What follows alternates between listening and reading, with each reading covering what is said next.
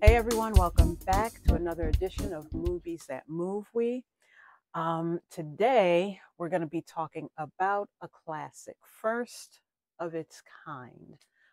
We're going to be discussing Waiting to Exhale, One of my favorites. one of her favorites. I have reasons why I watched it, but we won't discuss it here. Anyway, so your favorite, why is it your favorite? First of all, the scene with the oranges is my favorite part. When she pelted him in the back of the head with that. Now, this has some. That's what, one of two. Is there another scene? I feel like it's that part, and The then light in the car. the on light in the fire. car on fire was like probably my most favorite part. Okay, yeah. And then Loretta Devine. Oh yeah, the part where she walks she's walking away. Yeah, So people that's know perfect. those scenes, even if they don't know the movie. They know those scenes because they've made their circulation around. Mm-hmm. But this came out in 19, '95, yeah. and at the time, the movie was successful, great success.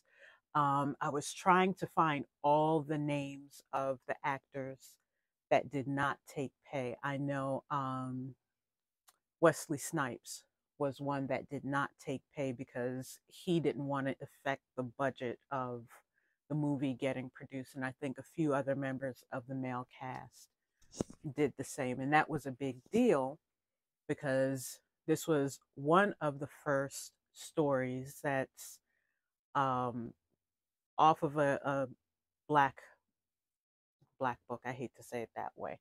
It's based on a story written by a black author. It's an all black cast, and black women are centered, and they're not um, baby mamas. They're not, you know, unprofessional, uneducated women. They're the acts. I know the face. We're gonna get to that. Say Where one of them wait, we're gonna get to that. But what I'm saying when I say baby mamas, I mean the ones who get pregnant when they're teenagers, get on their yeah. hip and walking around going Byron and They're all that all like stuff. They're established women established. in They're life. professional women. You know, they've been married, divorced, they're seeking relationships.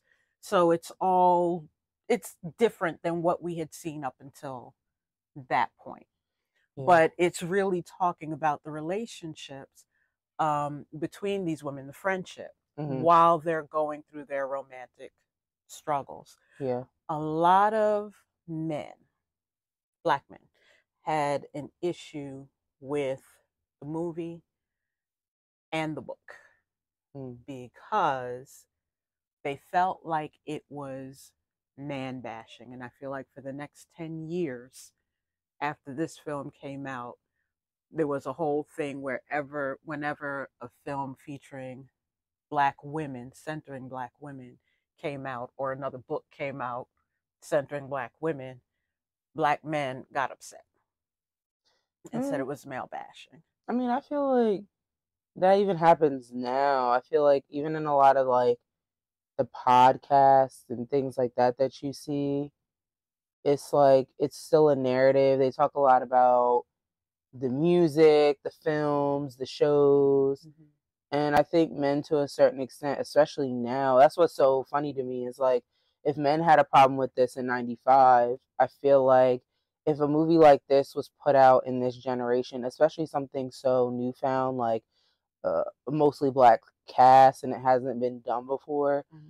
it would be like, I don't know, it would be crazy. I feel like so many people now, especially men, they're getting more into like their mental health, they're getting more into their emotions and feelings about certain things. So it's like they really go into the whole like protect yourselves, kings, and you know, and sheep for the streets and everything else.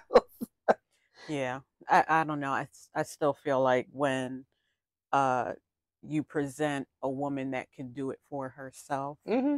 you still get that You whole still get they that too now. independent argument. Mm-hmm. But I was asking you earlier, where do you think these women change? Because you have Angela Bassett's character, who she was fully devoted to her husband.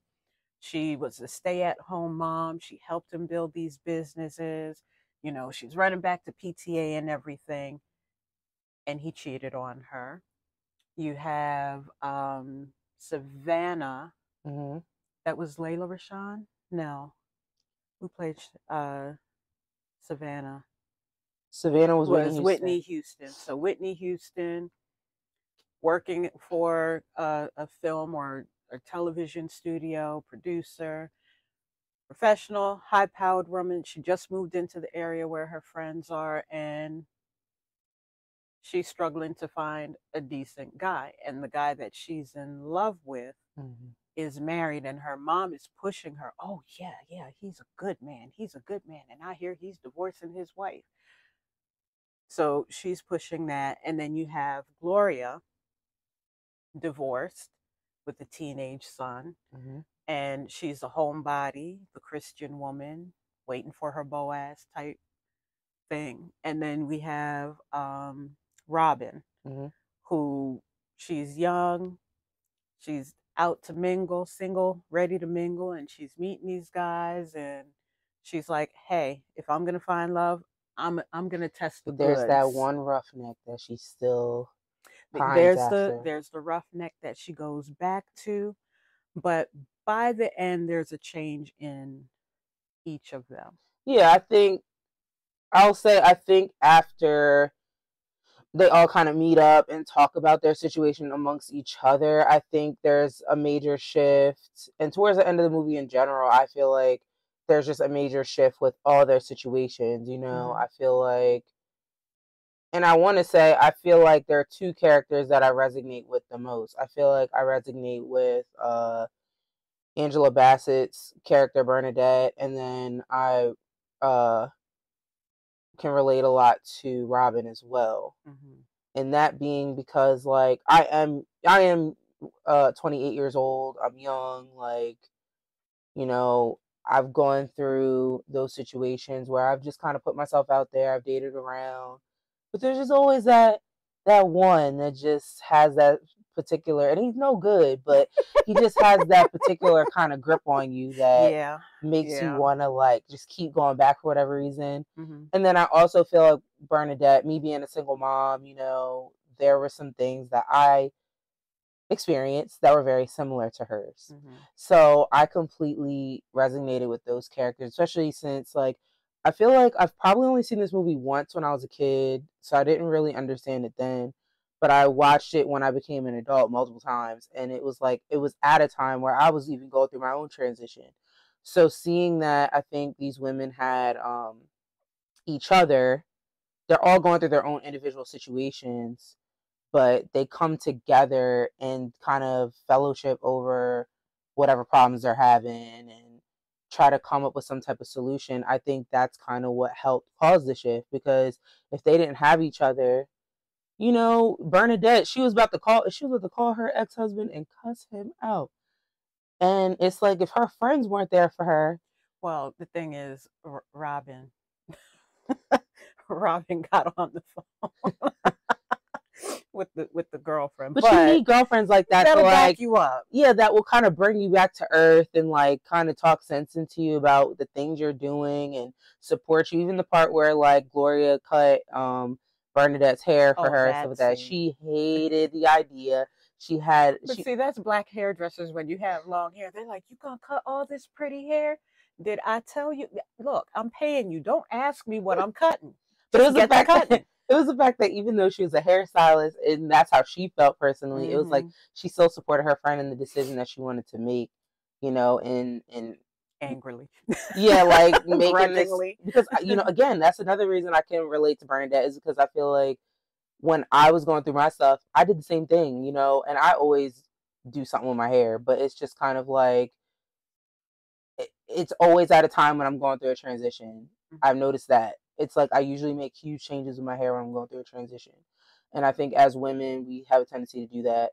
Maybe not as some are Consciously. often than others, Yeah. but yeah, like, you know, I just feel like if they didn't have each other, I don't think they probably would have made their transitions as smoothly, or I don't want to say quickly, but yeah, because this is over a year. yeah, This is a but year. if they didn't have nobody to back them up, they probably would either make like super rash decisions, do crazy stuff. Or stay on the hamster wheel. Yeah, stay on the hamster wheel. Because I feel like what's her name's character, Whitney Houston's character, definitely was kind of like in that whole hamster wheel thing. But if she didn't have like her mom, like kind of, well, actually no, her mom was kind of trying to encourage that behavior. But if she didn't have friends, but the why is significant. Mm-hmm.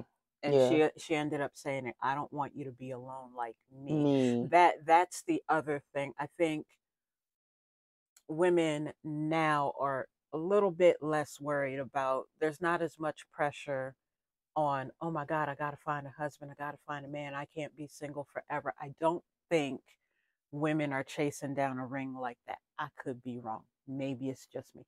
But I don't think that's happening. But back then, it was still a part of, you go to school, you graduate, you get a good job, yeah, it was you more meet a nice man, and her mom was like, "You're 33, you have to settle down," kind of thing. So is that was like thing that keeps you, will keep you trapped? That was like ancient back then. Like if you were like 30 something years old and you didn't have any kids or a husband, you were just exactly. But I feel like in this generation, it's a lot different. It's kind of, and I've even had to learn that because I was all about, I'm gonna have all my kids in my 20s, and I'm gonna do this by the time I'm 30, and I'm gonna have it all together. And I've come to realize, like, it don't work like that. A black woman in America, especially, that is very difficult to obtain, especially when you're independent, you haven't really found the right partner yet, and you're just trying to, focus on yourself. That's not in a selfish way, but build yourself. Yeah. So, this also is Forest Whitaker's directorial debut. His first. He'd already been in the biz for a while, but this was the first film that he directed. So this is a milestone in a bunch of ways, really. There was talk that there was going to be a sequel. Oh, what was the other book? Getting to Happy. Ooh. That was the next one. Getting to Happy by, and I know her name. Don't y'all judge me. Terry McMillan. So they were going to do that book as a film, as a follow-up to Waiting to Exhale. I haven't read either, so I couldn't tell you. But that was around 2011. We haven't seen or heard anything since then, and since then Whitney Houston has passed, so I don't know if she was going to be in on the project. I think it'd be cool if they did like a spin on it though, like maybe like it's a whole new set of women, but like maybe they've gone through certain stuff, unless they use the same exact characters. But I don't know. I'd have to read the book to say whether or not that would make sense. But I was thinking about, if they were to remake it for 2023, which I'm not encouraging anyone to do. This is fine just the way it is. I wondered how it would have been different, what it would have looked like. What do you mean? Today. The movie, like they redid Waiting? If they redid it, because things are a little bit different in how we navigate relationships. You got your dating services, you got social media, the way you meet people. I think it would be great. Really? The only reason I say that is because I think this film could it's such a what's the word I'm trying to think of? The basis of the story, or the whole story's premise, can be done in any time period. Right.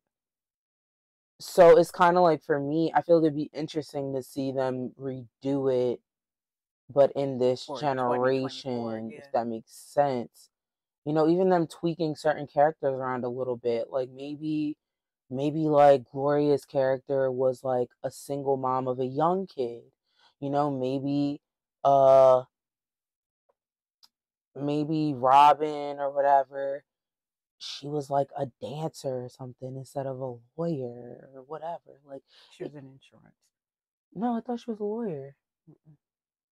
insurance, She whatever. insurance sales, yeah. But imagine her being like an exotic dancer or something like that, and she No, gets caught that up. would take away from the story. The whole thing is these are professional women.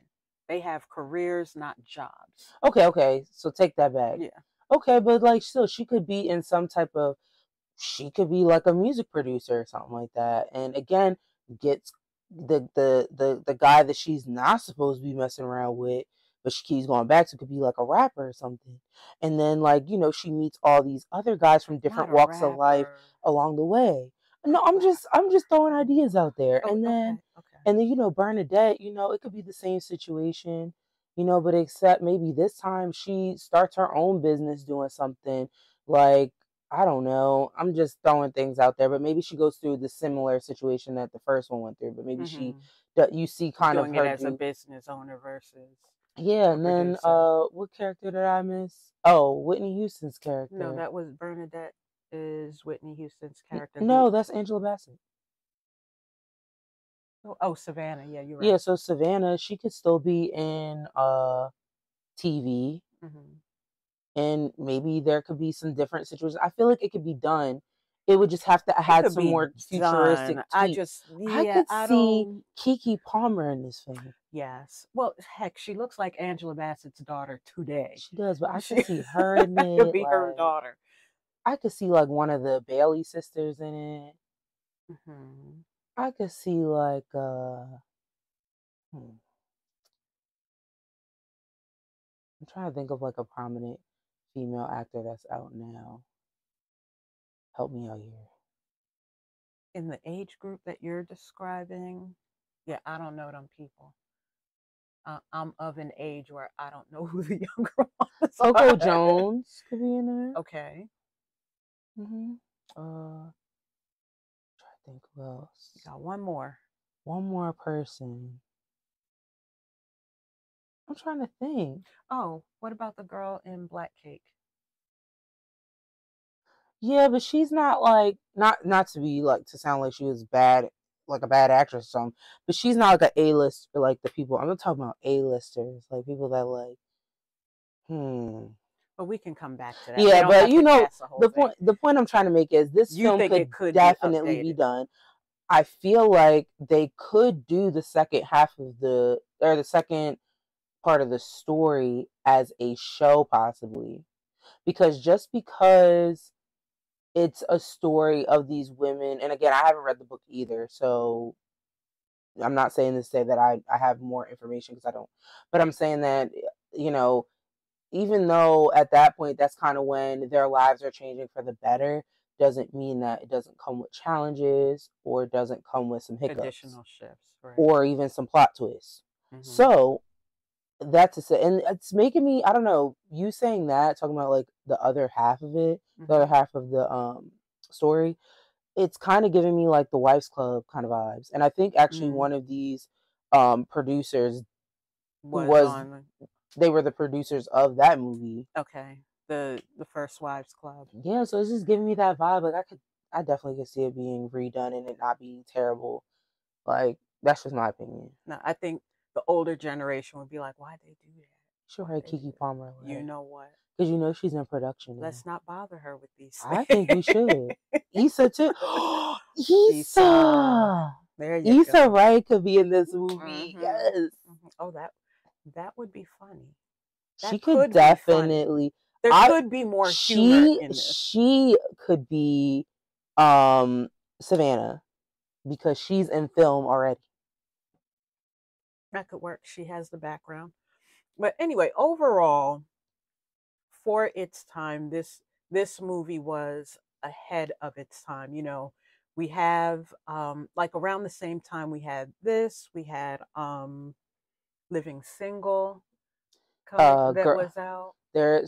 Following that was Girlfriends. So basically, like, I was telling my mom that they shot a cover, I believe, don't quote me, I could be lying, but I think it was for Ebony. They shot a cover with Maxine from Living Single.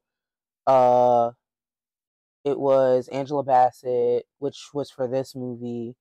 and then Tracy Ellis Ross, which was for Girlfriends. And basically, the cover represented like the three pioneers for uh, a show that was casted around like Black women and friend groups and things like that. And I think to tie this all together, I think this movie was kind of the catalyst to A lot of those other types of projects, yeah. stories being told, because now, I mean, we got, you know, OWN, we have what's the other BET Her. BT, yeah, we have like all these different, you know, avenues for these types of shows and types of films. But I think it wouldn't have been possible if this movie didn't kind of like I don't make say it, that budge, if I that don't makes want to sense. say it wouldn't have been possible. I think it would have taken longer. But Yeah. I think the other significant thing is this isn't something that someone just said, what if we wrote a film about four women going through romantic struggles? This was based on a book written by a Black author, Mm-hmm. which probably the only other one, and I'm sure there were more in between. The only other one that I recall written by a Black author was Raisin in the Sun. That's one that comes immediately to mind. But again, that was about struggle. Mm-hmm. This is about women who they're just looking for love Yeah, and they're just in trying their to life. uplift each other and be there for one another. Right. So, all in all, if you haven't seen it, which why not? Why haven't you seen it? Yeah. Definitely check it out. It's on Hulu. Great film, excellent cast. I mean, these were the A-listers of 1995 Mm-hmm. who are on here. Yeah. So definitely check that out. Let us know some of the things you found interesting about the movie, things that you thought were significant in the film that we probably missed. Share those things down below. And also for watchers that like can't afford subscriptions or anything like that to these streaming services, Tubi also has this on there. If you and everything on there is free. You don't have to pay for anything. Yeah, you don't even have to subscribe. Mm-hmm. But yeah, definitely check out Tubi if you don't. Yes, they have the crazy films on there, but they also have a lot of great mainstream, we're familiar with it, titles as They well. even have like good classics on there, like the old black and white films, and they have a bunch of stuff on there. Yeah, yeah. So don't sleep on them. But anyway, that's all we have for today. Don't forget to like, share, follow, tell your wife, tell your kids about movies that move we. Join us here every Sunday at 5 p.m. for a new movie review. Keep your eye on the banner. We'll tell you what the new movie for the week is going to be. And until next time, Bye. bye.